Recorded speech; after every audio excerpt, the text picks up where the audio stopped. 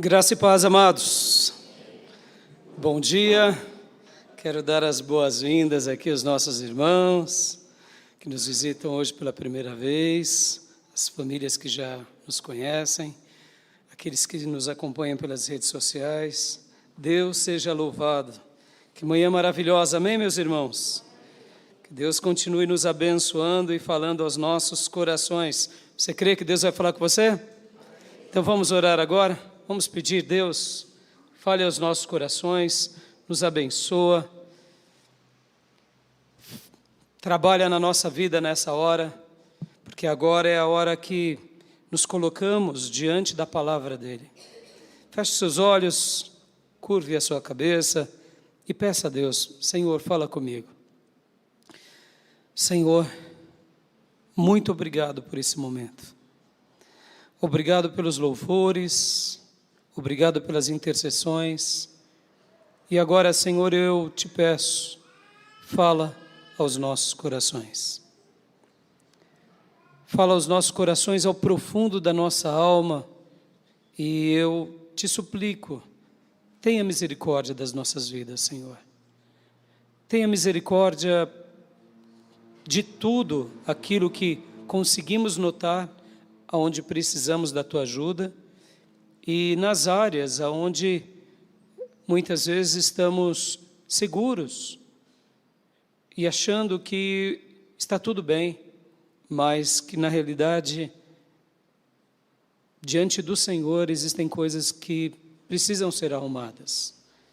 E aqui nos colocamos como pacientes diante do teu divã, nos colocamos como ovelhas no teu grande aprisco e te pedimos, conduze-nos às águas tranquilas, aos pastos verdejantes, e seja o nosso refúgio, seja a nossa fortaleza, agora e sempre.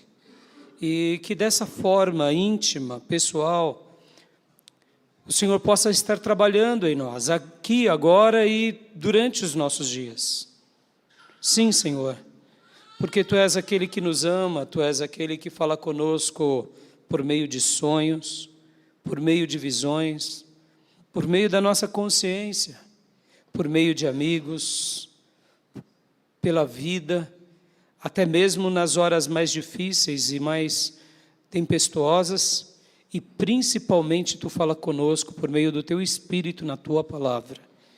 E assim que nós nos humilhamos diante do Senhor e pedimos: abençoe-nos, destrua todo o mal, limpa os nossos caminhos e nos segura pelas mãos, nos põe no Teu colo e nos ajuda na caminhada, para que a gente possa vencer dia a dia cada obstáculo. E ao Teu lado a gente possa crescer até aquele grande dia que todos nós estaremos diante do Senhor para todo sempre. É assim que eu oro e peço, fala conosco, em nome de Jesus. Amém. Amém, meus irmãos? Glória a Deus.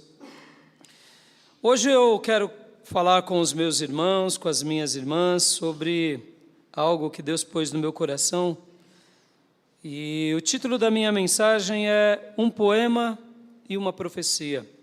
Abra a sua Bíblia comigo em Salmos 18, Salmo de número 18.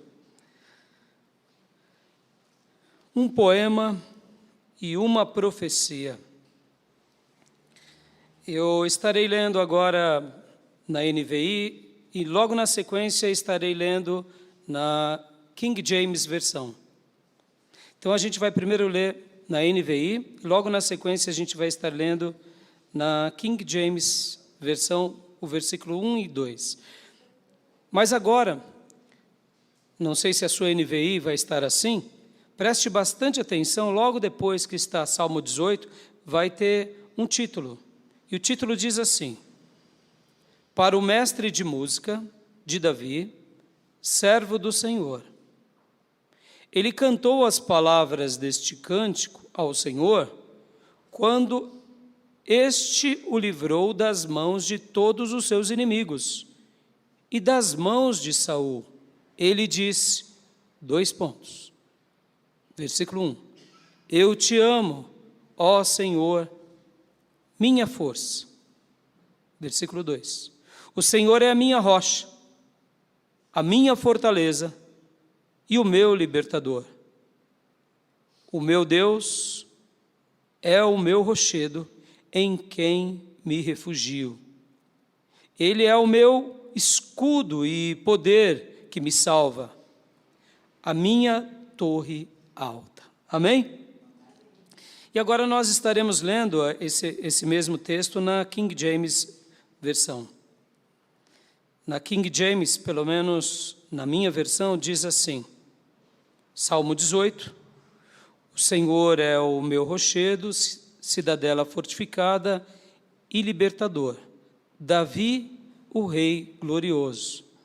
E aí vem a parte do cabeçalho ainda. Para o mestre de música de Davi, servo do Senhor, ele cantou as palavras deste cântico ao Senhor, quando este o livrou das mãos de todos os seus inimigos e das mãos de Saul.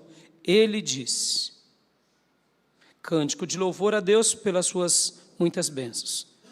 Das mãos de todos os seus inimigos e das garras de Saul, assim se expressou Davi.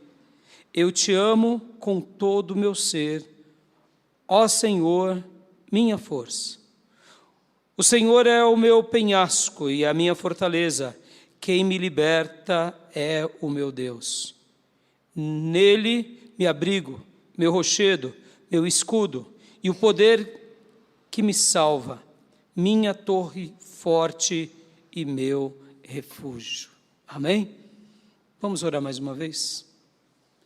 Senhor, ministra pelo poder do Teu Santo Espírito a Tua palavra a todos nós, em nome de Jesus. Amém. Amém, meus irmãos.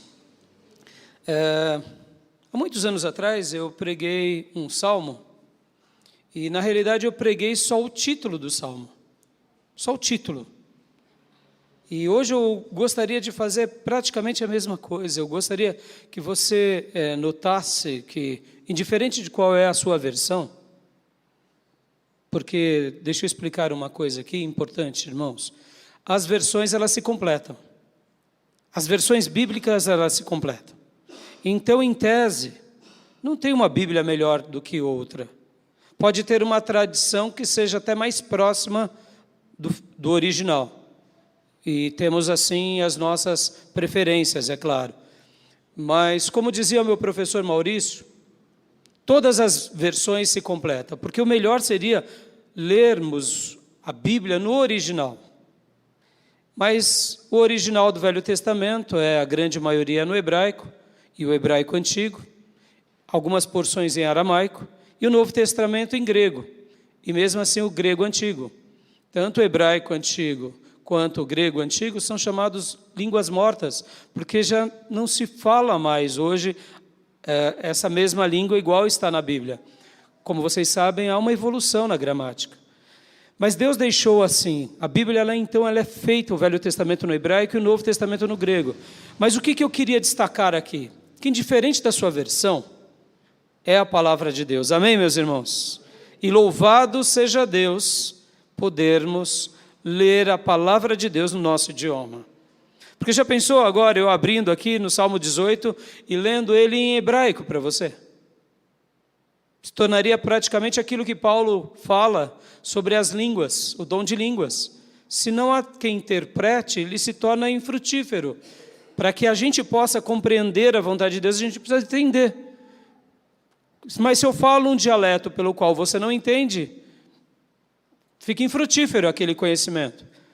Então, louvado seja Deus pelas traduções, louvado seja Deus por tantas versões, e eu amo fazer as minhas leituras bíblicas e ler principalmente essas múltiplas versões, porque elas enriquecem o nosso conhecimento. E hoje, aqui nesse momento tão sagrado, que é o momento que nós cultuamos a Deus, eu quero ler esse salmo com vocês, mas principalmente eu quero ficar aonde? No cabeçalho. No cabeçalho, deixa eu explicar uma coisa ainda aqui dentro da minha introdução.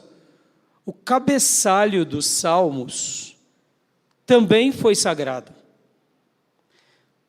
Quando nós pegamos a Bíblia, em qualquer versão, você verá que há sempre uma palavra em negrito em cima de cada capítulo, em cima de cada bloco. Essa parte em negrito, em destaque, por exemplo, as bem-aventuranças, Mateus 5. E aí vem todas as bem-aventuranças. Aí quando acabam as bem-aventuranças, vem uma outra parte. Essa parte em negrito, quem coloca foram os tradutores, dizendo, olha, agora nós estaremos lendo sobre isso. Por exemplo, Êxodo 20, os 10 mandamentos. Mas no texto em original não está assim, os 10 mandamentos, as bem-aventuranças. Não aparece, no original não aparece dessa forma. No original não aparece nem o capítulo, para você ter uma ideia, nem o versículo. Talvez você estranhe. Ué, mas na Bíblia, no original, não foi escrito assim, pastor? Capítulo 1 de Gênesis. No princípio criou Deus o céu e a terra era sem forma e vazia, e o Espírito de Deus pairava sobre a face das águas. Ora, era assim? Não, não era assim. Capítulo 1, versículo 1. Como que era então? Era Bereshit, Bará, e aí vem o texto em hebraico, mas sem capítulo, sem versículo. Quando Deus revela a Moisés a sua palavra, Deus não disse, Moisés, presta atenção, capítulo 1, versículo 1, anota. Não, Deus foi falando e Moisés foi escrevendo. Foi escrevendo sem divisões. Só para vocês terem uma ideia, o texto original é assim. Palavra por palavra, texto por texto, sem capítulo, sem versículo. Pastor, mas então não era assim como nós temos hoje? Não, não era. Então, pastor, a nossa Bíblia foi alterada. Não, não foi alterada. Ela foi colocada e dividida no século XVI, por volta do ano de 1550, em capítulos e em versículos para facilitar. Porque pensem assim, irmãos, pensem assim. De repente eu chego para vocês e falo assim, vamos adorar Baal, porque o povo de Israel lá no Velho Testamento adorava Baal. Aí você falou, opa, pera lá, pastor, onde está isso? Está lá em Samuel. E aí até vocês acharem em Samuel, onde está o texto, aquelas ovelhinhas menos esclarecidas ou que não conhecem o texto vai dizer, vamos adorar Baal. O pastor está falando, ele é a autoridade de Deus. E então o que acontece? Para a gente evitar essas heresias e evitar erros, alguém fala, vamos adorar Baal, como está lá em Samuel. Aí vem alguém e diz, opa, pera lá, Samuel condena isso, em tal capítulo, tal versículo, em Reis também, em Crônicas. Aonde está? Está aqui, aí a gente já resolve o problema. Então, foi feitas as divisões para facilitar o nosso conhecimento. Foi feitas as divisões para ajudar o endereço. Sabe aquela questão do endereço? Ah, o fulano mora na 13 de maio, a Igreja Batista está lá na 13 de maio. Tá bom, mas 13 de maio tem quantos quilômetros? São muitas casas, são muitas. Então, a divisão, ela foi feita por isso. Mas como era no Velho Testamento, era rolos, papiros, e depois pergaminhos. Então, por exemplo, quando você pegava um rolo, literalmente como nós vemos nos filmes, era o rolo de Gênesis. E Salmos eram pequenos poemas. Então era um conglomerado de salmos, imaginem, tudo em poesias, tudo em rolos, em papiros. E assim, quando o povo de Deus ia na casa de Deus, o sacerdote ele colocava os rolos na mesa e ia lendo, e o povo ia ouvindo. E esse privilégio que você tem aí de ter a Bíblia em papel, digital e etc. e tal, irmãos, isso é uma bênção, você não tem noção. Na antiguidade, quem vinha adorar a Deus na casa de Deus não tinha esse privilégio. Não tinha, porque a Bíblia era algo da igreja, ou do templo, ou do tabernáculo. E para se ter uma Bíblia, quem era que faziam as cópias? Eram os copistas, os sacerdotes. Ou seja, para que você tivesse na sua casa ou na sua cidade a Bíblia, puxa vida, você precisava fazer uma encomenda, eram anos os copistas fazendo ali o texto para poder passar para essa pessoa. Hoje, meu irmão, você segura na sua mão a palavra de Deus. O texto sagrado, está na sua mão, está na sua casa, ou seja, você tem acesso a ela. Antigamente não. Um rei, quando queria uma cópia, por exemplo, da Bíblia, ele encomendava e muitas vezes demorava um tempo, chegava e ficava então no palácio, na biblioteca real. E ali ele lia, ele podia ter esse acesso. Mas quem não era rei? Quem não era príncipe? E o João das Couve? E a Maria da Horta? Ela era só ia ouvir na igreja. E graças a Deus, porque ela podia ter uma igreja para adorar a Deus. Amém, meus irmãos? Onde eu quero chegar, meus irmãos? Eu quero chegar agora aqui a esse cabeçalho. A esse cabeçalho. Quando Deus inspirou Davi, o cabeçalho também foi sagrado.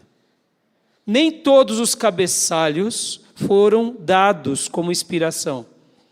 Por exemplo, você pega alguns salmos, você não sabe quem foi o compositor daquele salmo.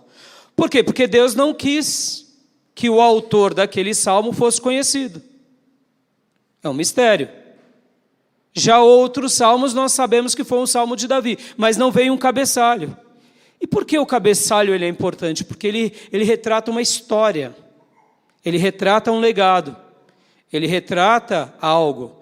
E se Deus quis se comunicar dessa forma, é porque Ele tem um propósito.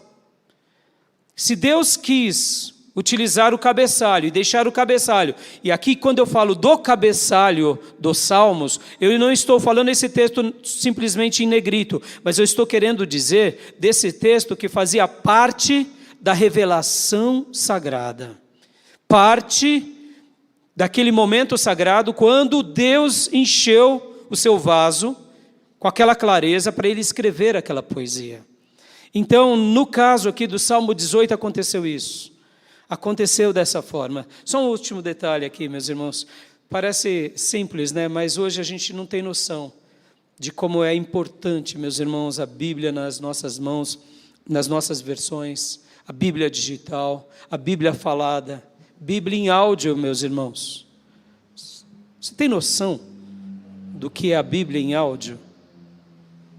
Antigamente era fita cassete, depois veio Bíblia narrada por fulano, beltrano. Você tem noção do que é ter o privilégio de poder colocar a Bíblia em áudio para você ouvir? A gente não tem noção do que é isso, meus irmãos. Na história do povo de Deus, se ter uma Bíblia já era um milagre. Só para vocês terem uma ideia, em vários períodos da história, vários reis e governantes inescrupulosos mandavam destruir a Bíblia. Ou seja, eram gerações sem o acesso à Bíblia. E na história da igreja, naquilo que nós chamamos de Idade Média, ainda só se tinha a Bíblia em latim, que é a tal da Vulgata Latina. E quem lia ela com frequência eram os padres, e o povo que não conhecia latim ia para uma missa, mas não tinha o entendimento, porque afinal de contas nem todos dominavam, então ficava ao entendimento de um grupo seleto. Percebam, ouvir a Bíblia em áudio, poder se reunir numa igreja, poder argumentar sobre o texto sagrado, poder ter um endereço, poder se apropriar disso, é um dos maiores segredos da nossa vida, meus irmãos. É um dos maiores milagres, é uma das maiores bênçãos. Que o Espírito Santo de Deus derrame sobre você a clareza do quão sagrado é o texto de Deus para nós e o quão importante. E Davi sabia disso. Davi sabia disso. Para ele a palavra de Deus era mais importante do que o ouro. E Davi era rico, Davi era poderoso, Davi era grande. Para Davi a palavra de Deus era mais estimada do que tudo na terra. Porque ele sabia que a vida dele só tinha sentido e as vitórias dele só tinham sentido porque Deus o conduzia. O conduzia na palavra, o conduzia no texto, e ele via que Deus a cada dia, a cada período confirmava a promessa dele na vida dele. Você quer que Deus confirme a promessa dele na sua vida? Você quer, meu irmão? Quer mesmo? Então creia na palavra, ame a palavra, busque a palavra e pratique a palavra. Porque a tese que eu quero defender hoje aqui com vocês é que Davi é um exemplo para nós. Um homem que era um exemplo. Como assim, pastor? Ele era falho? Sim, como Abraão foi falho, como Moisés foi falho, como Jó também foi falho, como Paulo, Pedro, e cada um de nós somos falhos. Irmãos, o único perfeito que nasceu nessa terra é Jesus Cristo. O catolicismo diz que Maria foi perfeita, e não, Maria também foi pecadora, e Maria, ela precisou aceitar a Jesus para ir para o céu. A ideia de que Maria é corredentora da humanidade não está na Bíblia. Me mostra o texto. Maria não é corredentora. Maria é uma pessoa extraordinária, porque no ventre dela nasce o nosso Senhor e Salvador. Amém, meus irmãos? Mas mesmo ela era pecadora. Pastor, mas ela era virgem, e daí? Todos pecaram, diz a palavra, amém? E todos precisam de Jesus, ponto final. Maria também era pecadora, no entanto era uma mulher, juntamente com José, um casal magnífico, porque o próprio Deus nasce daquele ventre, e o próprio Deus é gerado naquele lar, ou seja, Deus não ia dar Jesus para um homem qualquer e para uma mulher qualquer, mas Maria não pode ser adorada. Pedro não pode ser adorado, Paulo não pode ser adorado, a igreja, a denominação não pode ser adorada, pastor algum pode ser adorado. O único que é digno de toda honra, de todo louvor, de toda adoração, pelo século dos séculos, é aquele que morreu na cruz e ressuscitou. É a pessoa de Deus. A Bíblia ensina isso, ponto. É o que nós precisamos acreditar ou não. No entanto, voltando, meus irmãos, o privilégio de poder termos a Bíblia, meus irmãos, em áudio. Meus irmãos, guarde isso. O diabo tenta nos arrancar de Deus. Quando ele não consegue fechar os nossos olhos para Deus e a gente se converte, próximo grande foco do diabo é te tirar da palavra. Porque a palavra te aproxima de Deus. A palavra te aproxima das promessas, a palavra te prepara para a vida, a palavra te limpa, a palavra te purifica, a palavra te capacita para tudo aquilo que Deus tem para você. Por isso que ter a Bíblia, seja ela como for, é magnífico, e lê-la é um privilégio, e Deus quis se revelar para nós por meio da palavra, por isso que é algo extraordinário. Então eu quero hoje, em primeiro lugar, gastar esse momento com vocês aqui em cima desse cabeçalho, meus irmãos. Porque se você for ver essa história, que é a história desse poema, dessa canção, ela foi dada a Davi no final da sua vida. Abra agora comigo lá em 2 Samuel, capítulo de número 22. 2 Samuel, capítulo de número 22. Vamos ler aqui, 2 Samuel 22, e olha que interessante.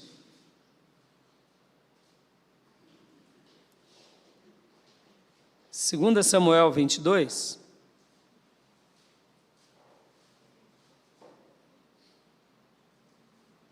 vocês notarão que este salmo é o mesmo salmo que acabamos de ver. E ele está praticamente no final da vida de Davi.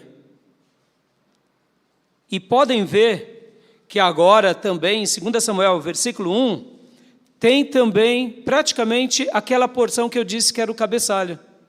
Percebam. Olha só o que diz, eu estarei lendo aqui, em primeiro lugar na NVI, depois leremos na King James. Davi cantou ao Senhor este cântico, quando ele o livrou das mãos de todos os seus inimigos e das mãos de Saul, dizendo, o Senhor é a minha rocha, a minha fortaleza e o meu libertador. Glória a Deus. Quando nós vamos a King James, você verá a mesma coisa. Este é o hino que Davi dedicou e cantou a Yahvé, quando o Senhor o livrou de todos os seus inimigos e das garras de Saul. Ou seja, é a mesma porção. E, pastor, o senhor gastou esse tempão todo na introdução para falar o quê? Em primeiro lugar, meus irmãos, em primeiro lugar, esse daqui é um poema de Deus, que foi dado por Deus a Davi, é um poema de Davi que foi dado por Deus a Davi, para registrar não só uma poesia na sua própria vida, mas para registrar uma vitória e um propósito na vida de Davi e na vida de cada um de nós. Por que Davi escreveu? Ele não tinha outra coisa para fazer? Todo texto sagrado é um exemplo de Deus para nós. Aleluias! Tudo o que está escrito, como diz em 1 Coríntios 10:6, foi escrito para ser um exemplo para nós. Ou seja, você não será Davi, nem eu. Mas o propósito, o milagre que repousou sobre Davi, pode repousar sobre você, sobre mim. E eu quero destacar aqui isso, porque olha só que magnífico, meus irmãos. Aqui há um propósito, aqui há uma revelação, aqui há uma profecia por meio da poesia. E você, como filho de Deus, precisa introjetar e dizer: sim, Senhor, eu recebo essa profecia na minha vida, em nome de Jesus. E aqui não é a profecia de quem fala apenas para agradar A ou B, é a palavra de Deus, é a revelação de Deus, é a profecia sagrada, por meio de uma poesia. Olha como Deus é magnífico. E aqui começa, como eu disse, Davi cantou ao Senhor este cântico, versículo 1 do capítulo 22 de 2 Samuel. Davi cantou ao Senhor este cântico quando ele o livrou das mãos de todos os inimigos. Aleluias! Deus livrou ou não Davi de todos os inimigos? Foram pequenos e grandes, poderosos, fortes, sutis, macabros. Vamos fazer uma breve recapitulação na vida de Davi, meus irmãos. Ele nasce na casa de Jessé. Ele era desprezado pelo seu pai e irmãos. Isso já não é um inimigo? Antes de eu entrar aos detalhes dos inimigos, deixa eu fazer aqui uma aplicação muito importante para nós. Vamos tomar cuidado quando a gente fizer uma leitura bíblica. Porque nós somos tão pequenos, meus irmãos, somos tão falhos, que a gente introjeta no outro o inimigo. Não é assim? Ideologia de direita e de esquerda. Quem é demônio? Depende de que lado você está. O outro será demônio. É ou não é? É o inimigo. É o inimigo. Oriente do Ocidente. É o inimigo. Para aqueles religiosos que seguem o Alcorão e são radicais, o Ocidente é maligno, por isso ele precisa ser destruído. E para os americanos e europeus, o Oriente é diabólico porque ele está a mesma coisa, só muda o contexto. A gente tem uma mensagem mais palatável aos americanos porque a gente é criado no contexto americano. Mas se você fosse um sírio, se você fosse um palestino, se você fosse da Arábia Saudita, um afegão, você não ia gostar muito de gringo, não. Nesse negócio de tio Sam, McDonald's, você ia olhar de forma vesga. Se você fosse um iraquiano, com certeza você não ia querer passar suas férias na Disney, porque você teria uma marca, porque os americanos entraram no Iraque e destruíram o Iraque. Entenderam? Quem é inimigo? Vamos fazer uma leitura correta aqui do texto, meus irmãos, porque a tua sogra não é o teu inimigo. Teu patrão não é o teu inimigo. Eu sei que ele é um cramunhão. Brincadeira. Mas não é assim que a gente vê? Quem nos corrige é um demônio. E tem hora que até o pastor, que é tão amável, vira inimigo. Porque ele puxou a minha orelha. Não é assim? Percebam, a gente é tão infantil, é tão tolo. O marido, enquanto presenteia a mulher, é um chuchu, é o meu gato, mas deixou de presentear. Quem é esse demônio, pastor, que não lembra da data do meu aniversário? E se esquecer a data de casamento? Aí pronto, aí virou o Beuzebu. Não é assim, meus irmãos? Sejamos honestos, a gente é tão pequeno. Mas vamos lá, vamos melhorar um pouco isso. E quando a gente vê um bandido, aí a gente já fala, isso é inimigo. Mas vem cá, o bandido é inimigo? Não necessariamente. Não necessariamente.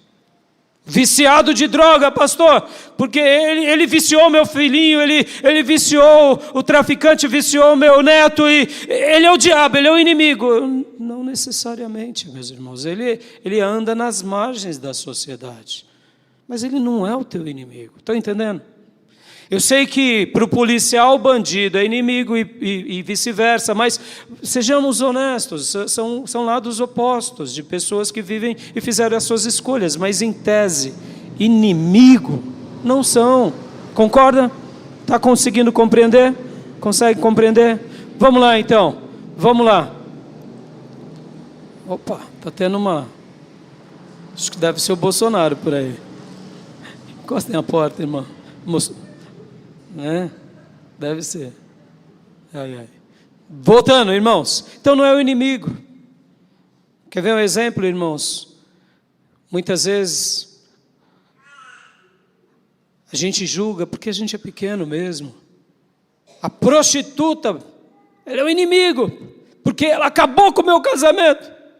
Essas filhas de rapariga, e aí a gente, não sei o quê, porque meu marido agora não quer sair daquele lugar feio.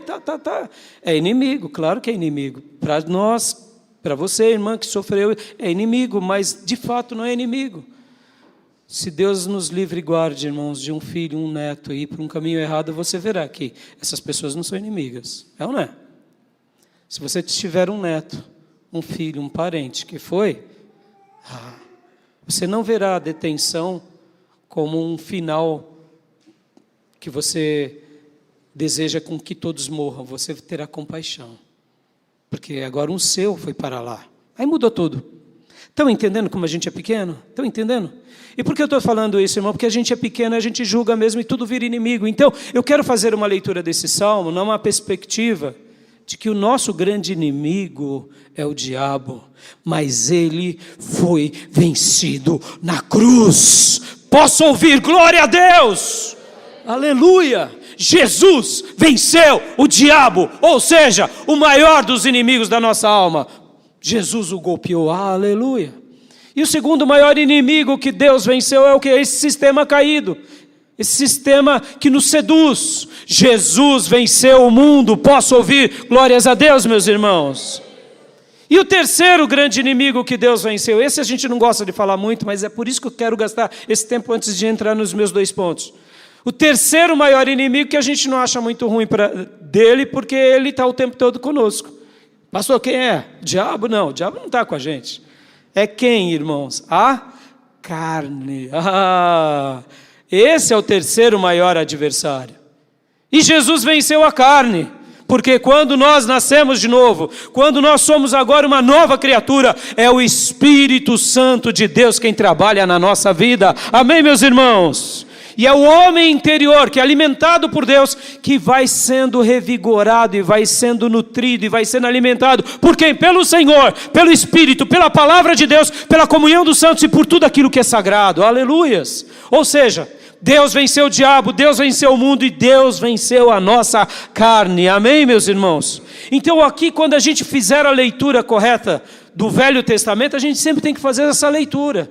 De que o inimigo aqui não é matar o outro, irmãos. Não vamos entrar nessa infantilidade. Talvez você diga, pastor, e nas guerras? As guerras são outras questões, que aí a gente debate nas nossas escolas bíblicas e seminários, aí a gente entra num denominador comum. Mas a questão do inimigo aqui, vamos ver dessa forma. Não vamos achar que é o outro. Porque aqui, quando a gente lê o texto, vamos ler mais uma vez, Davi cantou ao Senhor este cântico, quando ele o livrou das mãos de todos os seus inimigos e das mãos de Saul. 2 pontos. Quero falar, como eu dizia para vocês, Deus foi vitorioso na vida de Davi? Sim ou não, igreja? E todos os inimigos de Davi caíram por terra, sim ou não? Aleluias. Quais eram os inimigos de Davi? Vamos voltando? Como eu disse, ele foi criado debaixo de desprezo. Ele era possivelmente, dizem alguns estudiosos, que ele era filho de uma concubina. Ou, quem sabe, de um caso extraconjugal de Jessé. Nós não temos esse relato, isso está mais na tradição. Uma coisa é fato, ele não era benquisto. Por quê? Porque a maior autoridade de Israel foi visitar o seu pai Jessé, e ele estava onde? Estava cuidando do gado, estava cuidando das ovelhas. Ora, o presidente da república, ou pelo menos, vamos imaginar, a maior autoridade daqueles dias, era o juiz de Israel, que era Samuel. E ele foi visitar Jessé, foi fazer um sacrifício na casa de Jessé, e Jessé não chama Davi. Ô irmão, você chamar Billy Graham, vamos pegar aqui uma das maiores autoridades espirituais que tivemos recentemente no mundo, que foi Billy Graham. Billy Graham vem aqui para o Brasil, vem aqui para a região do Alto Tietê, vem aqui para Ferraz de Vasconcelos, vem pregar nesse púlpito, eu não aviso vocês. Eu só aviso alguns e falo, não, você pode ficar aí, fica lá, se perdeu, perdeu. Veio Billy Graham, meus irmãos, veio trazer uma palavra da parte de Deus, veio orar por nós, e eu não vou chamar os meus filhos, ou deixar um lá perdido. Davi, possivelmente, tinha um inimigo de se sentir desprezado, quem sabe pelos seus. E ao ler a Bíblia, vamos ver isso, inclusive em seus irmãos, quando ele vai levar a comida aos seus irmãos, que ele quer saber do gigante Golias, e podem ver que nas palavras dos irmãos dele, os irmãos dele tratavam Davi com desprezo. O desprezo é um inimigo ou não é, meus irmãos? É fácil lidar com desprezo? É muito difícil. Golias, um outro inimigo, um baita inimigo, aqui já físico, um inimigo real, um inimigo de uma outra nação que queria a destruição dos judeus. Davi venceu aquele Golias, aquele gigante? Foi na força dele? Não, foi na força do Senhor. Nós vemos também que Davi, ele enfrentou um leão e um urso, quando foi pegar as suas ovelhas. A Bíblia vai ensinar isso. Circunstâncias da vida. Circunstâncias da vida. Eu sei que hoje talvez você está andando aí, não tem nenhum leão, nenhum urso atrás de você, nem das tuas presas. Abre aspas. Leões e ursos físicos, fecha aspas. Mas tem, abre aspas, leões e ursos espirituais, querendo nos destruir, fecha aspas. É assim ou não é? Circunstâncias da vida, um problema, uma situação, uma tragédia, causas naturais. Mas vem cá, Davi venceu também essas circunstâncias da vida? Venceu. Venceu seu inimigo, Golias venceu. E um dos seus maiores inimigos, que é uma síntese muito boa, que foi o próprio rei Saul, que era o ungido que perseguia ele. Olha só, meus irmãos, Davi, ele venceu todos os inimigos. E agora eu te pergunto, mas Davi era perfeito? Claro que não. Lembram quando ele peca com Betseba? Ali, o inimigo deu uma rasteira nele. Que inimigo que deu uma rasteira nele? O inimigo da pombagira? Betseba tinha o espírito da pombagira? É assim? Meus irmãos, é o pecado. Na nossa cultura a gente chama de pombagira, em outras culturas a gente vai chamar de outros nomes. Mas é o pecado. Davi não venceu a tentação ali. Aí ele caiu, se estrumbicou, cometeu mais pecados. Graças a Deus ele se arrependeu. Graças a Deus ele voltou, e aí ele pede perdão, e aí Deus dá um salmo para ele, inclusive de arrependimento, que é o Salmo 51, aleluias. E aí ele vence então, depois da queda, ele vence esse inimigo? Vence ou não vence, irmãos? Porque a gente não pode rotular uma pessoa por causa de uma queda. Como a gente sabe que a pessoa foi liberta? Porque ela não faz mais. Depois desse episódio, Davi continuou pecando sexualmente? Não. Ou seja, ele não fez mais, ele se arrependeu. Logo, desse pecado, dessa queda, desse inimigo interior, ele venceu também. Aleluias! E o que eu quero aplicar agora aqui, esse primeiro ponto para a nossa vida, meus irmãos? Esse salmo é um salmo que também pode ser presente na nossa vida. Por quê? Porque Deus quer que nós vençamos todos os nossos inimigos. Aleluias!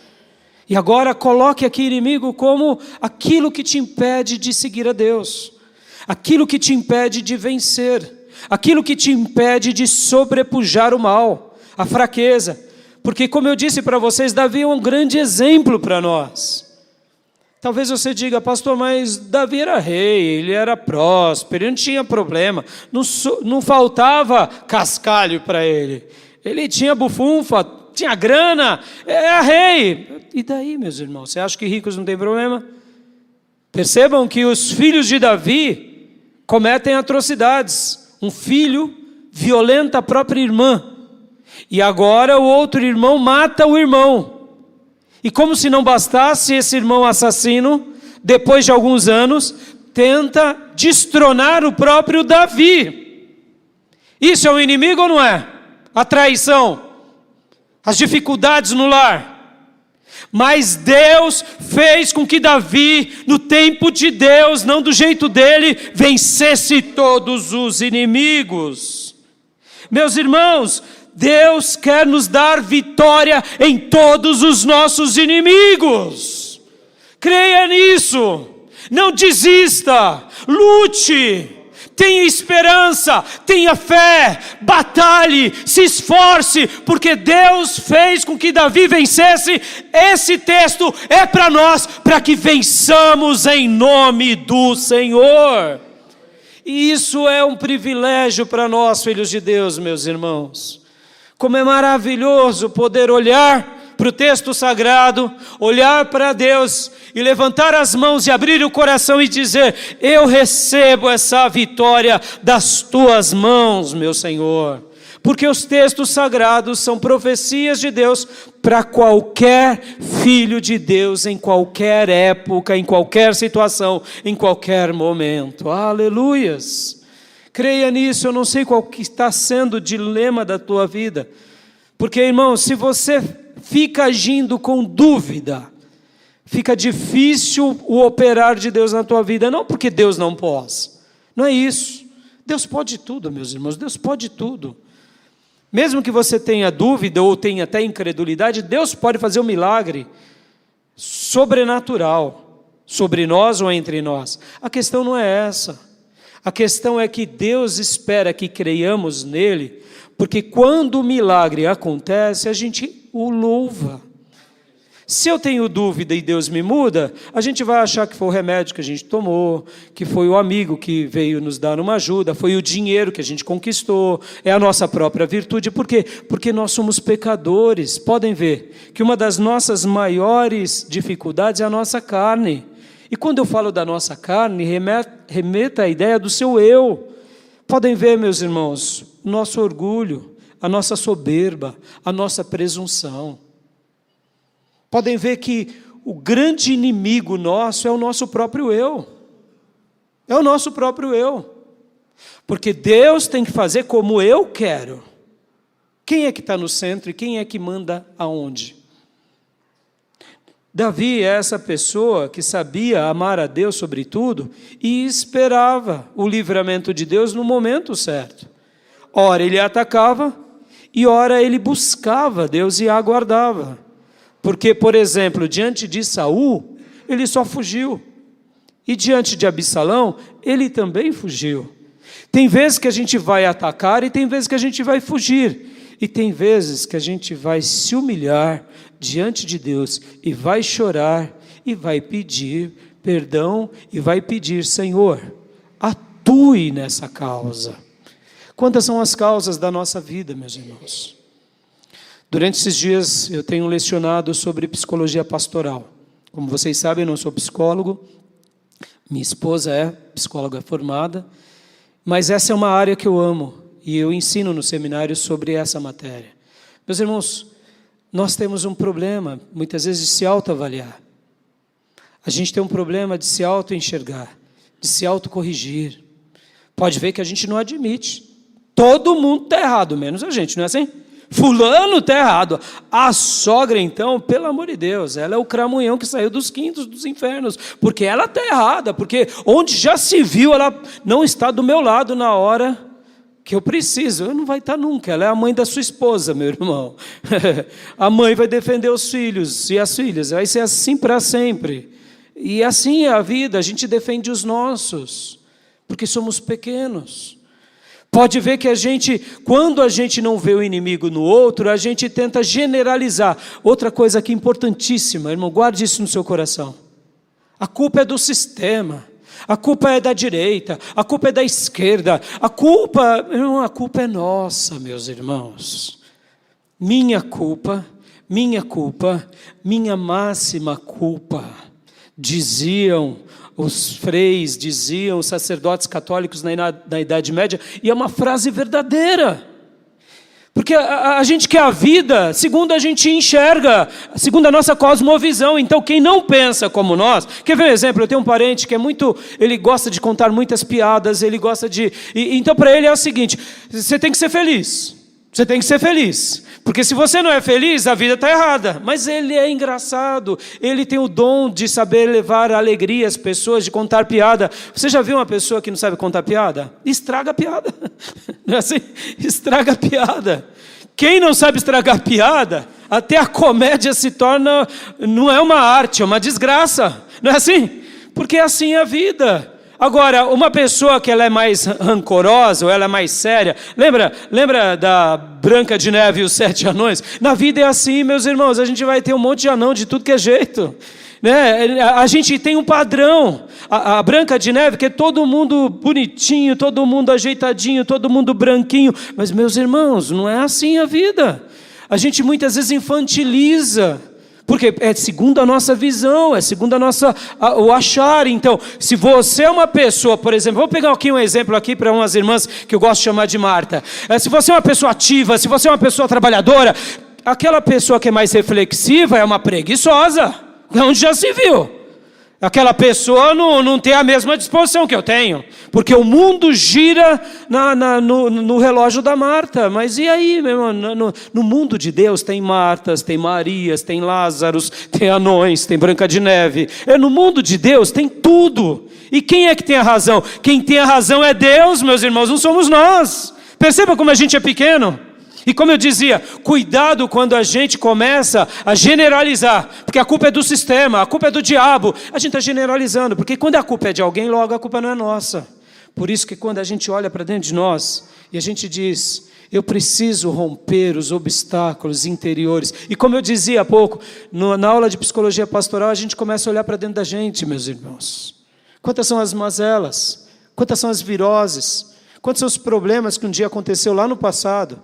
É como diz o adágio popular: cachorro que foi mordido de cobra tem medo de salsicha, tem medo de linguiça. Ele foi picado por uma serpente, ele não quer saber. Ele gosta, mas não quer saber, fica com medo.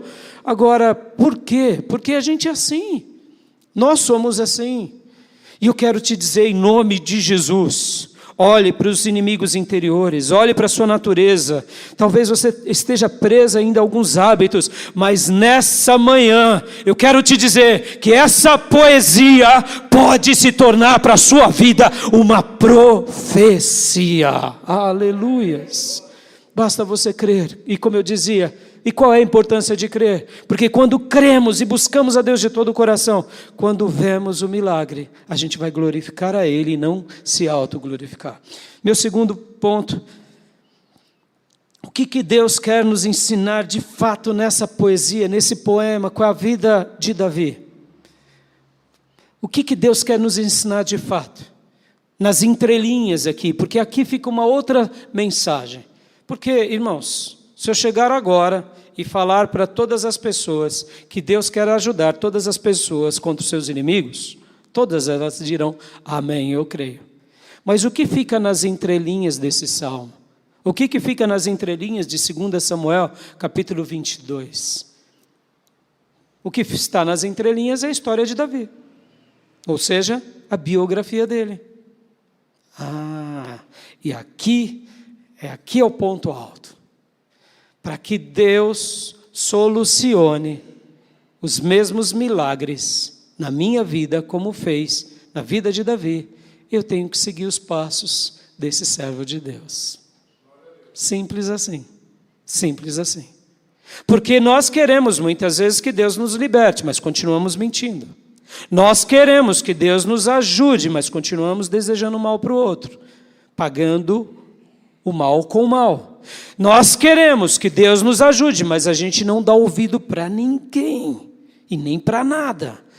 A gente ouve enquanto é favorável, mas na hora em que qualquer um me contraria, quem é você, gadareno, para me contrariar? E aí, irmãos, Deus não vai realizar essa profecia, porque as profecias de Deus, elas são, na sua grande maioria, condicionais. Deus espera de nós um ato de fé, Deus espera de nós um ato de obediência, Deus espera de nós o quê?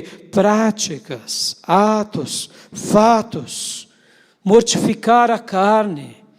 E o que Davi é, senão uma pessoa que tinha essa vida centrada em Deus e nele mesmo? Percebe, irmãos? A gente não precisa ser cristão para ter uma vida centrada. Já notaram? Já notaram? Até nisso, como a gente é pequeno, nós nos vangloriamos de sermos os virtuosos de Deus na terra. Aí quando a gente se converte e vai para dentro da igreja, a gente começa a ver que tem um monte de gente vaidoso, um monte de gente presunçoso, arrogante, pastores nojentos, líderes. Aí você fala, mas peraí, é homem de Deus, tem dom, e daí que tem dom? Deus usa quem Ele quer, o dom foi dado por Deus. Agora, como eu vivo depois que recebi o dom?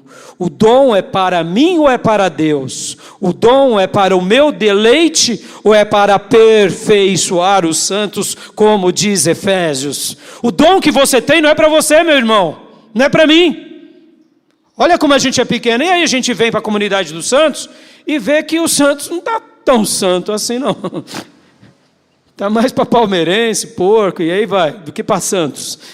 Né? Aí você fala assim, mas peraí, na prática os irmãos se galfinham, na prática os irmãos se disputam, na prática os irmãos racham a igreja, na prática são repletos de partidos e panelas. Aí você fala, meu pai, mas que negócio é esse? Aí por isso que alguns se escandalizam. Mas por quê? Porque estão olhando para as pessoas, não estão olhando para o Cristo. Agora, era para ser assim, irmãos? Sejamos honestos. Era para ser assim o povo de Deus? Não, ponto final. Então qual que é a nossa meta? Seguir a palavra e viver a palavra e pedir ajuda a Deus e aos irmãos para que a gente possa crescer a cada dia. Amém, meus irmãos? Eu me lembro de um irmão que, em certa ocasião, admirava um pastor, né, desses pastores da mídia, muito famoso, que viaja, está em todos os congressos, está no Brasil e fora. Em certa ocasião, ele via esse pastor chegando na igreja, e aí parou no estacionamento, a igreja estava muito repleta, era um congresso, e de repente ele está passando assim, o pastor, passando pelos irmãos, vê um obreiro, e pega assim a pasta e dá para o obreiro, me segue.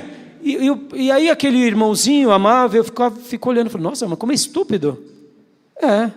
Tem pastores que são arrogantes. Combina com o evangelho? Não, porque o evangelho deveria nos levar ao quê? À humildade, ao quebrantamento.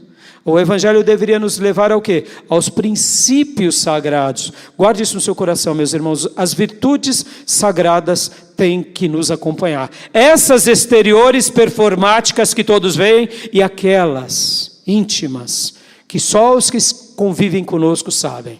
Amém, meus irmãos?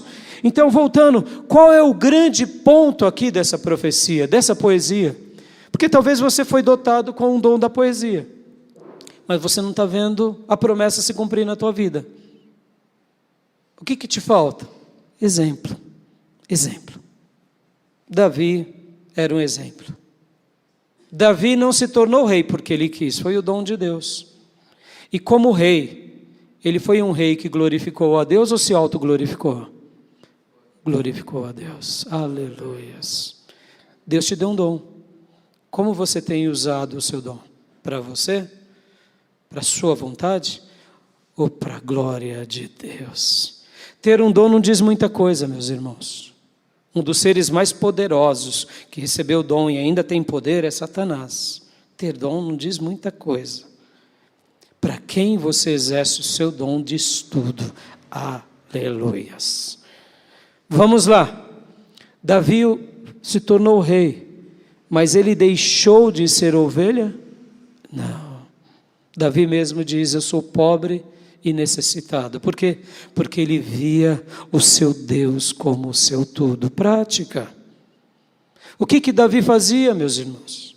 Quando pecava, ele chegava e falava: quem é você para me corrigir, Natan? Foi isso que ele fez? Ele se humilha diante de Deus. Quando nós lemos 1 e 2 Samuel e outros livros que falam sobre a vida de Davi, meus irmãos, é maravilhoso. Davi não era uma pessoa arrogante. Quando ele tinha dúvida, ele consultava o sumo sacerdote ou os sacerdotes, ou os profetas. Quando ele estava no embate, ele consultava os profetas, e o que os profetas falavam, ele obedecia. Aleluia! Era assim. Pastor, mas Davi era especial, porque ele e Deus tinham uma sintonia fina. Isso você adquire pela obediência. Isso você adquire mortificando a carne. Isso você adquire se despojando do eu e falando: Deus, eu vou te seguir, porque o Senhor é o meu maior tesouro, o Senhor é o meu Deus, não há ninguém que seja como tu. E era assim que ele vivia. Davi, meus irmãos, era alguém que praticava. E ele não só sabia ouvir os sacerdotes e os profetas. Um dos episódios que mais me chama a atenção em Davi, não é inclusive com Natan, quando Natan o repreende por causa do pecado com Betsebe, não é. É quando ele é advertido por Abigail. Quem era Abigail? Era uma mulher, meus irmãos, numa cultura que muitas vezes o machismo era protagonista. Quem era Abigail? Esposa de um homem louco, um homem arrogante, soberbo e rico. Guarde isso, irmãos. Tem homens que são tolos e ricos, tá? Não pense que todo mundo que tem dinheiro é sábio, não. A Bíblia vai mostrar isso. Porque a pessoa, ela ama o dinheiro e ela passa por cima de todos. E quem disse que isso não é uma tolice? Muitas vezes acabando com a sua própria vida, saúde, e acabando com sua família. Isso não é sabedoria. Mas então, Nabal fez algo muito ruim para Davi, e Davi ficou indignado, e Davi queria destruir Nabal e todos os homens daquela família e daquele povo. E enquanto Davi ia ao encontro de Nabal para destruí-lo, e destruir até as crianças, porque ele é isso que eu falo para vocês, a Bíblia é maravilhosa. A Bíblia mostra as feiuras nossas, meus irmãos. Davi, nesse momento, ele foi aviltado por um homem louco, um homem ingrato, e ele ficou na sua indignação. Sabe aquele momento que a gente fica indignado, querendo justiça com as nossas próprias mãos? Irai-vos, mas não pequeis. Amém, meus irmãos? A ira é normal, mas fazer justiça com as suas mãos não é normal. E aí ele vai então até Nabal e vai até aquele lugar, mas vem Abigail. E Abigail diz algumas palavras para ele. E ali, meus irmãos, as palavras de Davi remetem a algo magnífico. Ele diz: muito obrigado, porque você me ajudou a eu não pecar. Aleluias. Quantas são as pessoas que têm sido enviadas até você, dizendo: minha irmã, pare com isso. E aí você diz: não pega nada, fulano. Eu estou na razão. E aí, a poesia, que é profecia, de vencer inimigos, não vai repousar sobre você. Está entendendo? Porque Deus pode usar uma criança, Deus pode usar uma pessoa, Deus pode usar um ímpio, ou quem sabe Deus pode usar uma mula. Sim, porque se o profeta lá do Velho Testamento desse ouvido à mula, ele teria escrito uma nova história. Qual é o grande ponto aqui nessa profecia, nessa poesia? É o exemplo, meus irmãos. É o exemplo. Quando alguém te ferir, entrega a Deus. Quando circunstâncias da vida se levantarem contra você ou em você, entregue a Deus. Quando você puder lutar, lute, seja o soldado, seja o trabalhador mais exímio, porque você faz para Deus. Mas quando você também estiver numa perseguição, ou quem sabe o próprio inferno se levantando contra a tua vida, bota o teu joelho no chão, ora, jejua e veja a mão do Altíssimo expulsando os demônios. Todas as vezes que nós seguirmos esses grandes modelos, a gente vai ver com que essa profecia vai também se cumprir na nossa vida. Amém? E para eu orar e concluir, o que eu vejo em Davi? Eu vejo em Davi alguém que tomava a sua cruz e seguia ao Deus de Israel. Mas a mensagem da cruz ainda não tinha chegado para Davi, pastor, eu sei. E de fato não tinha, porque Davi é por volta do ano 1000 antes de Cristo. Mas Davi era um homem cheio do Espírito Santo. E quando a gente é cheio do Espírito Santo, eu posso estar vivendo, quem sabe, no ano 2024 depois de Cristo, e posso estar vivendo esse mesmo princípio, porque o Espírito Santo, ele milita para as coisas de Deus.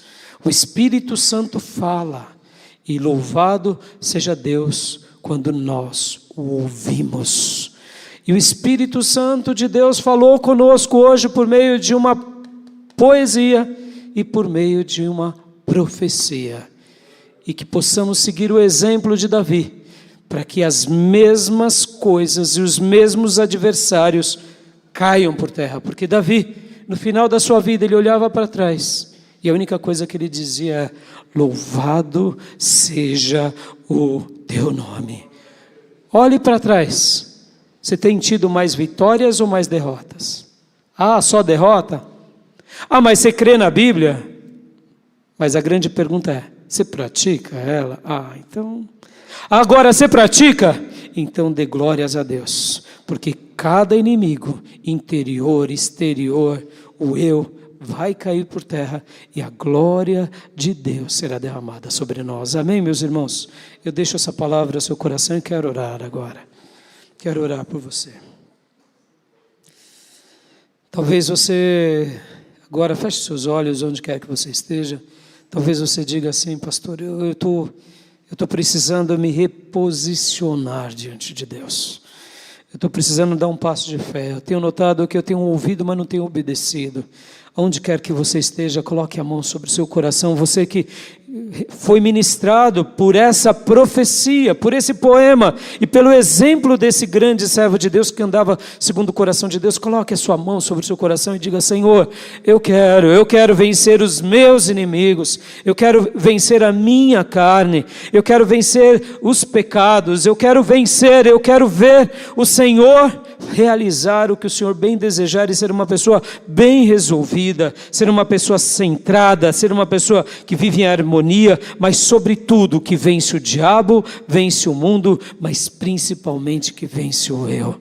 Eu quero orar por você onde quer que você esteja, meu irmão. Coloque a mão, comece a orar por você agora, comece a dar nome, quem sabe, aos erros que você comete e comece a dizer agora pela fé: eu vou vencer em nome de Jesus esse obstáculo, eu vou vencer isso, porque eu quero acreditar que hoje o Senhor usou esse texto, Salmo 18, 2 Samuel 22, para ser um divisor de águas na minha vida. Porque se Deus deu vitória a Davi, Davi era servo de Deus, Deus dará vitória à minha vida em nome de Jesus. Aleluias. Pai, eu entrego essa palavra ao coração do teu povo, eu entrego essa palavra, Senhor, aos teus servos, a cada um que aqui está conosco, e te peço, Pai amado, Pai querido, Pai bendito, abençoa-nos, Senhor, falando ainda muito mais aos nossos corações, ministrando muito mais a nossa vida, nos ajudando, Senhor, a vencer nós mesmos, Senhor, a vencer as nossas mazelas, nossos traumas, nossas viroses, ou quem sabe aquilo que outrora não conseguimos enxergar, Senhor, tenha misericórdia, Senhor, das nossas vidas, tenha misericórdia das nossas inclinações, tenha misericórdia das nossas visões, muitas vezes vesgas, míopes, ó Senhor, e das nossas incompreensões. Mas nos ajuda, Senhor, a estarmos sempre no Teu divã, na Tua presença, ouvindo a Tua voz, buscando a Tua presença e esperando do Senhor e de tudo que é sagrado, uma resposta, porque eu não tenho dúvida, Senhor, que ao vencer os inimigos internos, os inimigos da nossa alma, das nossas mazelas, nós conseguiremos também vencer os inimigos externos, circunstanciais, espirituais e quem sabe até inimigos comportamentais, alguns que de fato aparentemente são inimigos, mas fazem parte da vida e talvez, Senhor, a nossa forma obtusa de ver a vida, de ver o outro, o próximo, tem nos enfeiado, tem nos dado rótulos e rótulos até que mereçamos muitas vezes, porque vivemos segundo a nossa visão e não segundo a Tua palavra. Ó Deus, nos ajuda hoje a termos uma percepção sagrada, a termos um toque do Teu Santo Espírito, a caminharmos olhando para alguém como Davi, dizendo: nos ajuda, Senhor, a ouvirmos pessoas como ele ouviu Abigail, a sabermos amar como ele amou Saul e muitas vezes fugir como ele fugiu de Absalão, esperar em Deus como foram em tantas circunstâncias, que possamos ser como ele, Senhor, que ao ouvir as palavras de repreensão de Natã, ele mudou a sua história, ele reescreveu a sua história. Ó Deus, nos ajuda, Senhor, porque cada porção da Tua palavra é uma porção que nos serve de exemplo.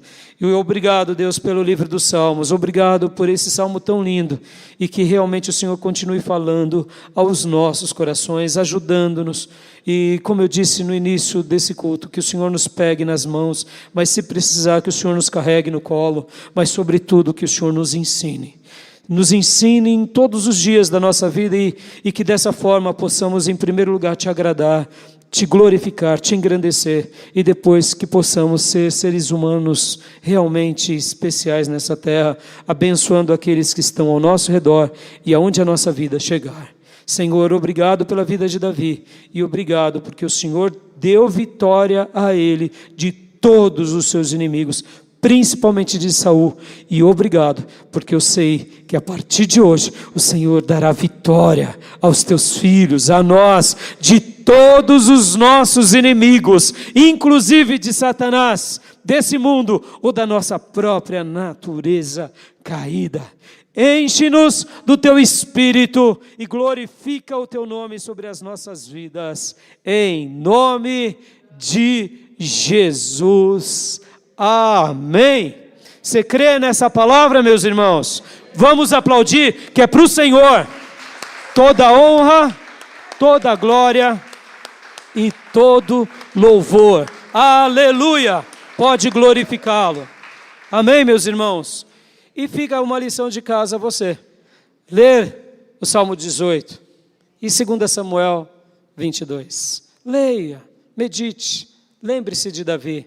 E diga para Deus: faça de novo, Senhor, como o Senhor fez no passado. Amém? Quero dar a bênção apostólica e quero dizer, se houver alguém aqui que quer entregar a sua vida a Jesus, ou nas redes sociais, ou se reconciliar com Deus, me procure e eu estarei orando por você. Amém? Quero dar a bênção apostólica.